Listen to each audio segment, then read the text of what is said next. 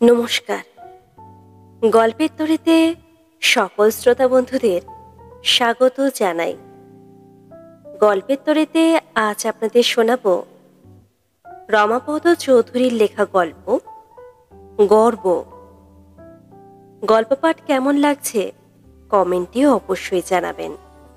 ভালো লাগলে লাইক ও শেয়ার করবেন। আরও একটি ভিন্ন স্বাদের গল্প শুনে নিতে চ্যানেলটিকে সাবস্ক্রাইব করে নেবেন। তাহলে শুনতে থাকুন আজকের গল্প গর্ব। রেডিওটা হঠাৎ বন্ধ করে দিল অরুণা। আমি চমকে পেছন ফিরে তাকিয়ে বললাম, আরে কি করলে?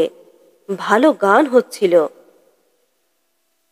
অরুণা বারান্দার দিকে আঙুল দেখালো, ইশারায় বললে, শোনো। ততক্ষণে আমিও শুনতে পেয়েছি। ওই গানটাই আরো ভরাট, আরো মিষ্টি হয়ে বাতাসে ভেসে আসছে। এতক্ষণ যা ছিল শুধু ভালো লাগা, সেটা মুহূর্তের মধ্যে মুগ্ধতা হয়ে গেল। সমস্ত শরীর যেন জুড়িয়ে আসছিল। আর তখনই অরুণা বলল, রত্নাদের ওটা রেডিওগ্রাম, খুব দামি রেডিওগ্রাম কিন্তু ওদের। যেন বলার কোনো প্রয়োজন ছিল। ওই ভরাট মিষ্টি আওয়াজটাই তো বলে দেয় ওটা কিনতে কত দাম লেগেছে। এই তো দিন কয়েক আগে একদিন অফিস থেকে ফেরার সময় বাড়ির কাছাকাছি আসতেই শুনতে পেয়েছিলাম। ঘরে এসে আমাদের রেডিওটা বন্ধ করে দিয়েছিলাম আমি নিজেই। জোরে চালিয়ে দেওয়া ওদের রেডিওগ্রামের গলায় গানটা শুনতে ভালো লেগেছিল। মনে একটা ক্ষীণ ইচ্ছেও জেগেছিল, যদি কখনো হাতে কিছু বাড়তি টাকা এসে যায় ওই রকম একটা দামি রেডিওগ্রাম কিনব। কিন্তু অরুণার কথাটা শুনে সমস্ত মন বিষাদ হয়ে গেল। সমস্ত মুগ্ধতা এক নিমিষে অন্তর্হিত হলো। আজকাল অরুণার এই ধরনের কথাগুলো আমার একটুও ভালো লাগে না।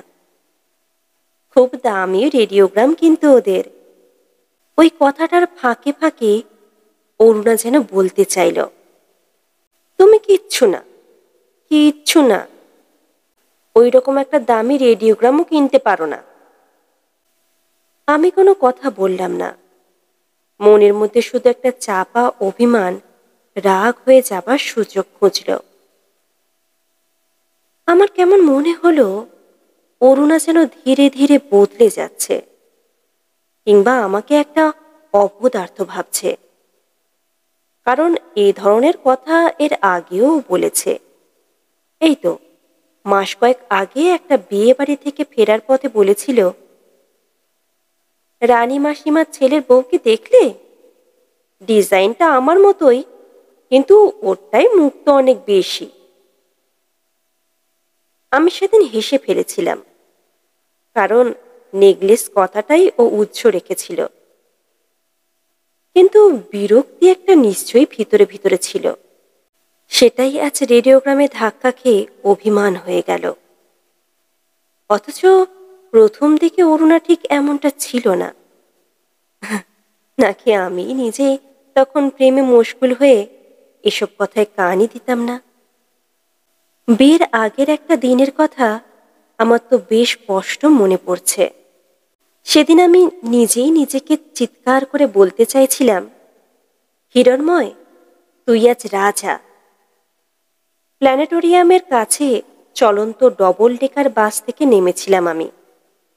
ট্রাউজার্স পরা আমার দুখানা লম্বা লম্বা পা এমনভাবে নালা ডিঙিয়ে ঝোপঝাড় ঘাস মারিয়ে হাঁটু সমান উঁচু লোহার শিক পাকানো ফেসিং লাফ দিয়ে পার হয়েছিল, এমন হাসি হাসি মুখে অরুণার সামনে গিয়ে হাজির হয়েছিলাম যেন একটা হার্ডলস রেসে ফার্স্ট হয়েছি।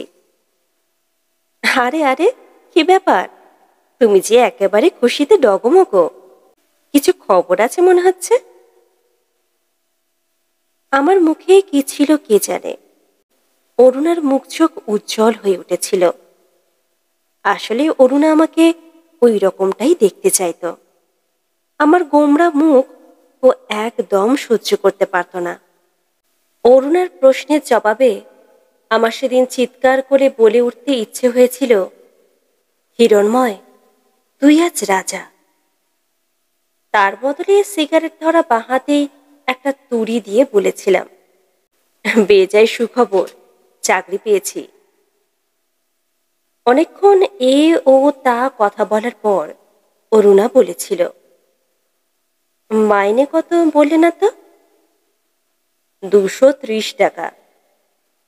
আমার মন তখন ফুরুত ফুরুত করে উঠছে। এসব হলো সেই বিয়ের আগের কথা, যখন আমরা শুধু স্বপ্ন দেখছি, যখন চোখ চোখে তৃষ্ণা মেটাচ্ছে, যখন কথা রঙিন রঙিন ঘুড়ি ওড়াচ্ছে। খুব দামি রেডিওগ্রাম ওদের, কিন্তু কথাটা মনে পড়তেই মন বিষাদে ভরে গেল। আর সঙ্গে সঙ্গে মনে পড়ল আমার মাইনের অঙ্কটা জেনে সেদিন অরুণা অনেকক্ষণ এ ও তা কথা বলার পর হঠাৎ বিমর্ষভাবে বলেছিল, আচ্ছা, ও আপিসে মাইনে এত কম কেন? আজ বুঝতে পেরেছি, অরুণা আমাকে একটুও বুঝতে পারেনি। মাইনে টাইনের কথা আমি তখন ভেবেছি নাকি? বাবার কথা শুনে শালনাল কাকার সঙ্গে একবারটি দেখা করলে তার আপিসেই একটা ভালো চাকরি হয়ে যেত। বাবা নিজেও তো কত লোককে চাকরিতে ঢুকিয়েছিল। আমি তাই হেসে উঠে বলেছিলাম, এ তো ব্যাকিং এর চাকরি নয়। 150 ক্যান্ডিডেট পরীক্ষা দিয়েছিল, মাত্র 9 জনকে নিয়েছে, আমি একজন। অর্থাৎ আমি বলতে চেয়েছিলাম, অরুণা, আমাকে তুমি কারোর সঙ্গে তুলনা করো না, কারণ আমি নিজেই নিজের ভবিষ্যৎ রচনা করতে চাই। আমি নিজের কাছে খাঁটি থাকতে চাই। অরুণা, নিজের কাছে খাঁটি থাকার যে অহংকার, তার চেয়ে বেশি আনন্দ আর কিছুতেই নেই। না, ওসব কিছুই আমি ওকে বলিনি, কারণ আমার সবসময় মনে হতো আশেপাশের লোক আমার দিকে আঙুল দেখিয়ে বলে, এই লোকটা খাঁটি, ওকে টাকা দিয়ে কেনা যায় না, লোক দেখিয়ে নোয়ানো যায় না। অথচ অরুণা আমার কোনো দাম দেবে না, আমি কোনো দিনই ভাবিনি। বিয়ের পর আমরা যখন একতলায় 1.5খানা ঘরে সংসার পাতলাম, তখন কিন্তু অরুণার চোখে মুখে আমি একটা উজ্জ্বল অহংকার দেখতে পেতাম। আমার মনে হয়েছিল ও এতেই খুশি। আমি যে এত অভাব অনটনীয় বাবার কাছে হাত পাতিনি, বাবা এই বিয়েতে মত দেয়নি বলে, তার জন্যই ও আমাকে বরং একটু বেশি বেশি দাম দিত। অন্তত আমার তাই মনে হয়েছিল। আশ্চর্য ব্যাপার, এখন তো আমার ধাপে ধাপে অনেক উন্নতি হয়েছে, সংসারে সচ্ছলতা এসেছে, ভালো ফ্ল্যাট। এখন ওরা এত অভিযোগ কেন? এই তো সেদিন বাবার সঙ্গে দেখা করতে গিয়েছিলাম। বাবা নিজেই বলল, তুমি আমাদের অফিসে না ঢুকে ভালোই করেছিলে। আমাদের অফিসে কোনো ফিউচার প্রসপেক্ট ছিল না, তাছাড়া ধরাধরি করে চাকরি, চিরকাল মাথা নুইয়ে থাকতে হয়, বাহিরে না হোক মনের মধ্যে। অরুণাও তোর সঙ্গে গিয়েছিল শুনে ও খুব খুশি হয়েছিল। ফেরার পথে বলেছিল, খুব যে বাবার সার্টিফিকেট পেয়ে গেলে। আমি হেসেছিলাম। আসলে অরুণার কোনো স্বাদ আমার অপূর্ণ রাখার ইচ্ছে হতো না। ও সেই কথাটা কেন যে মাঝে মাঝে ভুলে যেত, আমি বুঝতে পারতাম না। সব ভালো জিনিসগুলোর ওপর ওর খুব একটা লোভ আছে, তাও তো মনে হতো না। আমরা যখন নিজেদের মধ্যে আমাদের 3টি ছেলেমেয়ে সম্পর্কে আলোচনা করতাম, তখন তাদের খুব সাধারণভাবে মানুষ করার কথায় একমত হতাম। অরুণা নিজেই বলতো, তা না হলে ওরা ভবিষ্যতে হয়তো কষ্ট পাবে। অথচ পুজোর বাজার করতে গিয়ে ও একটা বেহিসাবি কাজ করে বসলো। মিনু আর মুন্নার জন্যে 70-80 টাকা করে এক একটা ফ্রক অর্ডার দিয়ে এলো। আমি এমনিতেই হিমশিম খাচ্ছিলাম। পুজোর সময় এমনিতেই টানাটানি, সরকারি আপিস, আমাদের তো বোনাসের টাকা নয়। বললাম, এ কি কাণ্ড করলে? অরুণা মুখ কাচুমাচু করে দোষ স্বীকার করলে আমার এত রাগ হতো না, কিন্তু অরুণার একটা অদ্ভুত স্বভাব। ও যখনই নিজের দোষ বুঝতে পারে তখনই আমার উপর রেগে যায়। তাই ঝাঁঝালো গলায় বলে বসল, এ পাড়ায় থাকার দরকারটা কি? বস্তিতে গিয়ে থাকলেই হয়। রুনু আর নিপা ওই রকম সব দামি দামি ফ্রক পরে ঘুরে বেড়াবে, আর মিনু মুন্না কি ভেসে এসেছে নাকি? আমার নিজেকে ভীষণ অসহায় লাগলো। এইসব সময়ে বুকের মধ্যে থেকে একটা চাপা কান্না ঠেলে বেরিয়ে আসতে চায়। আমি কি তাহলে এতদিন ধরে ভুল করে আসছি? আমার কি তাহলে আরো আরো টাকা রোজগারের দিকে মন দেওয়া উচিত ছিল? আমি দুর্বল গলায় বললাম, কি করে পারবো আমি? এখনো তো সবই কেনাকাটা বাকি। অরুণা কোনো যুক্তির ধার ধারল না। ও বলে বসল, ওরা কি করে পারে? রুনু আর নিপার বাবা। ওরা কি করে পারে? অরুণা মুখ ফুটে বলুক আর নাই বলুক, এই একটা কথাই আমি বারবার শুনে আসছি, আর ততই নিজের অক্ষমতায় আমার রাগ বেড়ে যাচ্ছে। একদিন রেগে গিয়ে বলেছিলাম, আমার প্রত্যেকটি পাই পয়সা নিজের পরিশ্রমের দাম। অরুণা গম্ভীরভাবে বলেছিল, ওদের নয় ব্যবসা, ব্ল্যাকের টাকা, রত্নাদের তো চাকরি। অরুণাকে আর কি বলবো? যখনই অসহায় লাগতো নিজের মনকে বোঝাতাম, ঘুষ না পেলে লোকটা এত খরচ করে কি করে। কারো বেলা ভাবতাম কিছু একটা রহস্য নিশ্চয়ই আছে। একদিন সিনেমা দেখে ফিরছি, সঙ্গে অরুণা রয়েছে। হঠাৎ কে পিছন থেকে ডাকলো, হিরণ ময়দা, এদিকে এদিকে। ফিরে দেখলাম আমাদের জীবন, পুরনো পাড়ার জীবন। বলল, চলে আসুন, নামিয়ে দেব আপনাদের। নামিয়ে দিয়ে গেল। ওরা চলে যেতে অরুণা বলল, আমি ভাবতেই পারিনি সেই জীবন, সে আবার গাড়ি করেছে। আমি নিজেও কম অবাক হইনি। এই তো সেদিনের একটা বাচ্চা ছেলে, সেও কিনা এর মধ্যে গাড়ি কিনল। ওর গাড়িতে আমি উঠেছিলাম ঠিকই, কিন্তু প্রচন্ড অস্বস্তিতে সহজভাবে বসতেও পারিনি। জিজ্ঞেসও করিনি ও কি করে। তাই অরুণার কথার আমি কোনো জবাব দিইনি। মনে মনে জীবনের উপরেই রেগে গিয়েছিলাম। ওই রাগটাই বোধ হয় মনের মধ্যে পোষা ছিল। তাই অরুণা হঠাৎ একদিন গল্প করতে করতে যখন বলল, জানো, ওই গুপ্তা বাবুদের মেজো ভাই, ও খুব বড় চাকরি করে, আপিস থেকে গাড়ি পেয়েছে। আমার সমস্ত শরীর চিরবির করে উঠল। মনে মনে বললাম, অরুণা, আমাকে একজন সমকক্ষের সঙ্গে লড়তে দাও, আমাকে শুধু একজনের সঙ্গে প্রতিযোগিতা করতে দাও। রত্নাদের রেডিওগ্রাম, রুরুনিপাদের বিলাসিতা, জীবনের গাড়ি, রানী মাসিমার ছেলের বউয়ের নেকলেস, তুমি সমস্ত কিছু পাল্লার একদিকে চাপিয়ে অন্যদিকে আমাকে ওজন করতে চেও না। আমি বড়জোর ওদের যে কোনো একজনের মতো হবার চেষ্টা করতে পারি। আমি জানি ওদের একজনের মতো আমি হতে পারবো না। জানি বলেই অরুণার কথায় নিজেকে এত অসহায় বোধ করি। একটা অক্ষম রাগে জ্বলে উঠতে ইচ্ছা করে। রাগটা আসলে নিজেরই ওপর। এক এক সময় তাই সন্দেহ হয় আমি হয়তো একটা মিথ্যা অহংকারের ওপর ভিত পেতেছি। চারপাশের সকলকে যে কোনো দামে সবকিছু পেতে দেখেছি। ও, তাই অরুণা হয়তো ভাবছে আমি একটা অপদার্থ।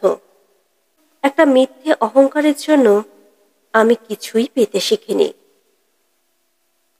আমার এক একদিন তাই মনে হতো আমি হঠাৎ দুম করে এমন একটা কিছু বলে ফেলবো, অরুণাও চমকে যাবে। আমি জানতাম ওকে চমকে দেবার মতো সুযোগ আমার হাতে আছে।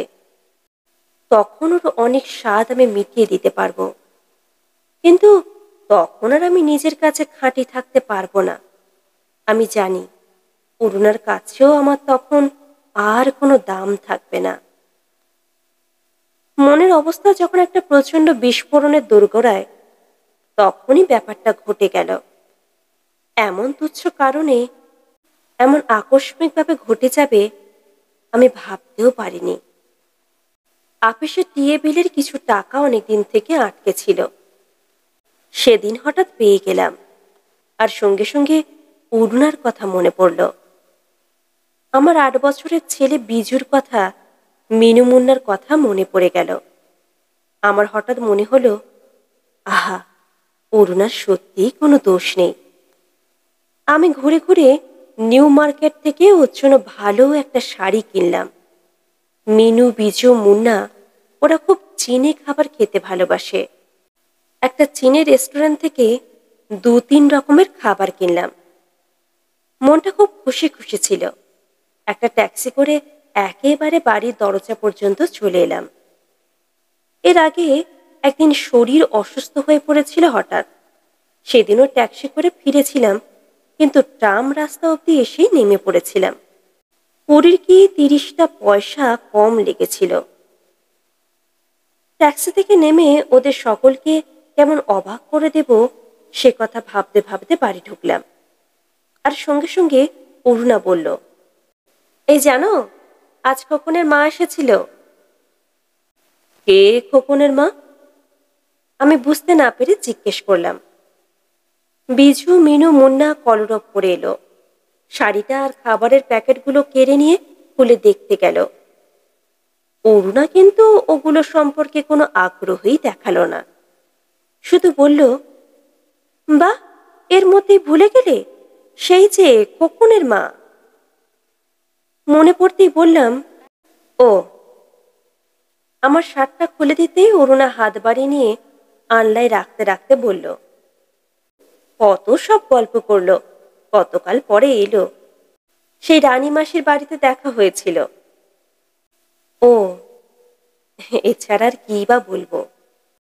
অরুণা প্রায় অনুযোগের স্বরে বলল, আমরা বাড়ি করছি কিনা জিজ্ঞেস করছিল।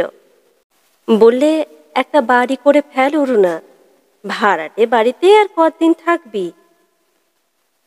সঙ্গে সঙ্গে একটা প্রচন্ড বিস্ফোরণ ঘটে গেল। কারণ অরুণার কথায় খোকনদের বাড়িটা চোখের সামনে ভেসে উঠল। আমি রুক্ষ গলায় চিৎকার করে উঠলাম, চুপ করো, দোহাই তোমার, চুপ করো। তুমি থামাবে কিনা এইসব কথা? আমি জানি তুমি আমাকে দিন দিন ঘৃণা করতে শুরু করেছ। তোমার কথা শুনে শুনে আমি আজকাল নিজেকেই ঘৃণা করছি। আমার প্রচন্ড রাগটা শেষের দিকে নিজের কানে কান্নার মতো শোনালো। তবু আমার রাগ আমি চেপে রাখতে পারলাম না। চিৎকার করে বলে উঠলাম, ওদের সঙ্গে আমার তুলনা করো না।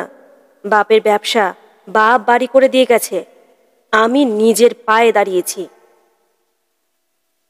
অরুণা অবাক হয়ে গিয়েছিল। ও কখনো আমাকে এতখানি রাখতে দেখেনি। আমার রুক্ষ গলার চিৎকার শুনে ও বোধহয় বিরক্ত হলো। আমাকে আরো রাগিয়ে দেবার জন্যই হয়তো বলে বসল, নিজের পায়ে দাঁড়িয়েও অনেকে বাড়ি করে, সুশান্তদা। আমার আর কাণ্ডজ্ঞান রইল না। সেই পুরনো কথার ভীমরুলটা আমার কানের চারপাশে ঘুরে বেড়ালো।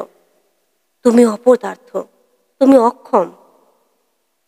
আমি ভগ্নস্তূপের মতো চেয়ারের ওপরে বসে পড়লাম, কিন্তু রাগটা তখনও যেন ফুলে ফুলে উঠছে। আমি চিৎকার করে বললাম, সমস্ত জীবন ধরে তুমি আমাকে শুধু অন্যের সঙ্গে তুলনা করে এসেছ। পদে পদে বলেছ আমার কি নেই, আমার কি নেই, আমি কি দিতে পারিনি। একটু থেমে আমি আবার ক্ষুব্ধ স্বরে বলে উঠলাম, কিন্তু তোমারই বা কি আছে? নিজেকে ওদের সঙ্গে তুলনা করে দেখেছো কোনোদিন? কথাটা বলে ফেলেই আমি অনুশোচনায় মুষড়ে পড়লাম। এই কথাটা আমি কোনোদিন ওকে বলতে চাইনি। ওর এই দুর্বল জায়গাটায় আমি কোনো দিন আঘাত দিতে চাইনি। কারণ আমার আত্মীয় স্বজন বন্ধু বান্ধব যে যাই বলুক, আমার ভালোবাসার চোখ কোনো দিন ওর কালো রূপকে অসুন্দর দেখেনি। আমি তাই কথাটা বলে ফেলে ওর দিকে তাকাতে পারছিলাম না। কিন্তু হঠাৎ ওর হাসির শব্দ শুনে আমাকে তাকাতেই হলো। কি আশ্চর্য! আমি ভেবেছিলাম ও রেগে যাবে। আমি ভেবেছিলাম সব ভেঙে যাবে। তার বদলে ও হাসি হাসি চোখে তাকালো, এগিয়ে এলো আমার দিকে। আমি চোখ নামালাম। অরুণা কাছে এসে আমার চুলে আঙুল ডুবিয়ে শান্ত গলায় বলল, আমার আমার কি আছে জিজ্ঞেস করছো? আমার যা আছে তা আর কারও নেই। ওর আঙুলের স্পর্শে, ওর গলার স্বরে কি ছিল কে জানে। আমার নিজেকে আবার অসহায় লাগলো। আমি ওর হাতটা মুঠোর মধ্যে ধরে হাসবার চেষ্টা করে বললাম, কি আছে শুনি না। থারথার গলায় বললাম, রূপ, গুণ, না ঐশ্বর্য? অরুণা মিষ্টি করে হাসল, বলল, আমার যা আছে তা কারও নেই। আমি চোখ তুলে তাকালাম। কি আছে বলেই ফেলো না। অরুণা দুহাত ছড়িয়ে হাসি হাসি মুখে বলল, এই এত বড় একটা গর্ব তোমার জন্যে। গল্পটি এই পর্যন্ত সমাপ্ত হলো। আপনারা শুনছিলেন রমাপদ চৌধুরীর লেখা গল্প গর্ব। আরও একটি ভিন্ন স্বাদের গল্প নিয়ে আপনাদের সামনে খুব শীঘ্রই হাজির হব। ততক্ষণের জন্য সবাই ভালো থাকবেন, সুস্থ থাকবেন। ধন্যবাদ।